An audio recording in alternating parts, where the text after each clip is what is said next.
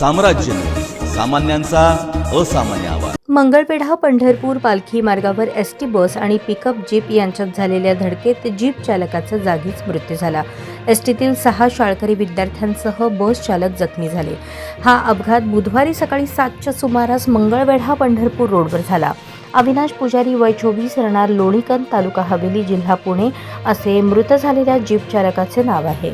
ST चालक अशोक सिद्धराया पाटील व jeep चालकाबरोबर असलेला अरुण कुमार पाटील हे किरकोळ जखमी झाले। मंगळवेढा आगाराची गुंजेगाव मंगळवेढा ही बस गुंजेगाववरून शाळकरी मुलांसमवेत मंगळवेढ्याकडे येत होती। पंढरपूर रोडवरील सुग्रण हॉटेलजवळील पेट्रोल पंपासमोर आल्यानंतर पुढील वाहनाला ओव्हरटेक करताना बसने पिकअपला धडक दिली। त्या धडकेत जीप चालक अविनाश पुजारी याचा जागीच मृत्यू झाला तर त्यांच्या समवेत असलेले अरुण कुमार पाटील जखमी झाले। एसटीचा चालकासह बसमधील 6 शाळकरी विद्यार्थी किरकोळ जखमी झाले। घटनास्थळी आगार व्यवस्थापक संजय भोसले आणि पोलीस तुकाराम वरे तात्काळ दाखल झाले।